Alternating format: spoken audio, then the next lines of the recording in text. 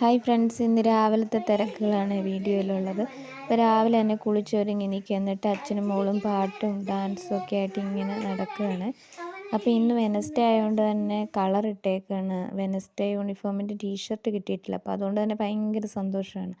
Colour dress ഇടുന്ന ദിവസം ഞങ്ങൾ ഭയങ്കര ഹാപ്പിയാണ്, ഒരുങ്ങുകയൊക്കെ ചെയ്യാമല്ലോ. അപ്പോൾ മോണ കാട്ടിച്ചിരിക്കുകയാണ്, പല്ലൊന്നുമില്ല, പല്ലെല്ലാം പൊഴിഞ്ഞു പോയി ഗൈസ്.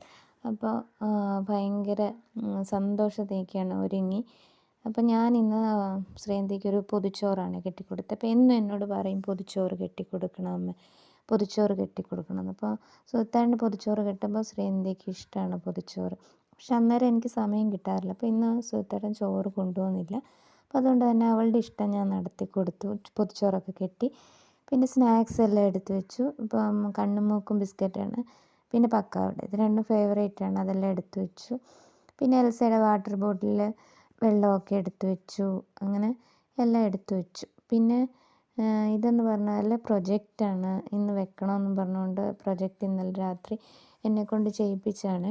അപ്പോൾ പഴയ പുസ്തകമൊക്കെ എടുത്ത് അതിൽ നിന്നെല്ലാം വെട്ടി ഒട്ടിച്ച് എല്ലാം റെഡിയാക്കി വെച്ചു. അപ്പോൾ ഞാൻ രാവിലെ സമയമില്ലാത്തതുകൊണ്ട് തന്നെ എല്ലാം രാത്രിയിൽ എല്ലാം സെറ്റാക്കി വെക്കും. യൂണിഫോം ആണെങ്കിലും അതുപോലെ തന്നെ ബുക്കാണെങ്കിലും എല്ലാം എടുത്ത് വെച്ചിട്ടാണ് കിടക്കാറ്. അല്ലെങ്കിൽ പിന്നെ രാവിലെ ഭയങ്കര തിരക്കായിരിക്കും, അപ്പോൾ സമയം കിട്ടാറില്ല.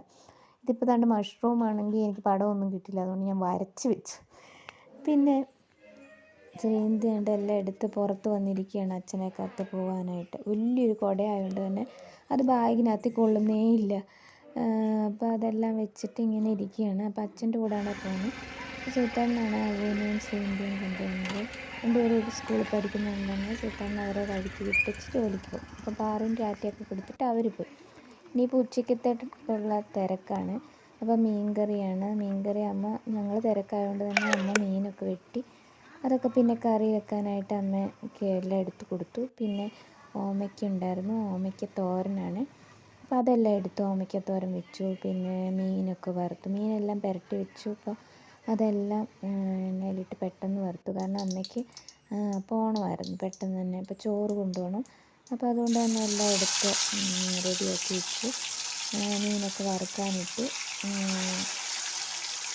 എല്ലാം വറുക്കാനിട്ട്, എന്നിട്ട് അതിനകത്തോട്ട് കുറച്ച് കറിവേപ്പിലയും കൂടി ഞാൻ ഇട്ട് കൊടുത്തു. ഒരു മണത്തിനൊക്കെ വേണ്ടിയിട്ട് കുറച്ച് കറിവേപ്പില എണ്ണയ്ക്കകത്തോട്ട് ഇട്ട് കൊടുത്തു. ഇതെന്ന് പറഞ്ഞാൽ രാവിലെ പിള്ളേർ ശ്രീയന്തിക്ക് കൊടുത്തു വിട്ടതാണ്. ശ്രീയന്തിക്ക് ഭയങ്കര ഇഷ്ടമാണ് ഇങ്ങനെ വഴുതനങ്ങ വറുത്തിങ്ങനെ വെക്കുന്നത്, മെഴുക്കുവരട്ടി. അപ്പം അതും പിന്നെ ചമ്മന്തി, അതുപോലെ തന്നെ പിന്നെ ബീൻസ് തോരൻ. ഇത് പിന്നെ ചേച്ചി കൊണ്ടുവന്ന ചക്കയാണ്. അപ്പോൾ അത് ഞാൻ ബാക്കി ഉണ്ടായിരുന്ന എടുത്ത് വെച്ചതാണ്, ചക്ക ഇന്നലെ കൊണ്ടുവന്ന. പിന്നെ ഇതെന്ന് പറഞ്ഞാൽ ഉപ്പിലിട്ട നാരങ്ങയാണ്. അതിനകത്ത് നാരങ്ങയും ക്യാരറ്റ് പച്ചമുളക് എല്ലാം കൂടി ഉപ്പിലിട്ട് ഇങ്ങനെ വെക്കും. പിന്നെ ഇന്നത്തെ ചോറൊക്കെ ഉണ്ടായിരുന്നു, അതെല്ലാം വെള്ളത്തിലിട്ട് വെച്ചു. പിന്നെ പുറത്തോട്ടിറങ്ങിയപ്പോൾ റംബൂട്ടാൻ എല്ലാം പക്ഷികളെല്ലാം തിന്നിട്ടേക്കുവാണ്. ഒരൊറ്റ എണ്ണം പോലും കഴിക്കാൻ കിട്ടിയിട്ടില്ല.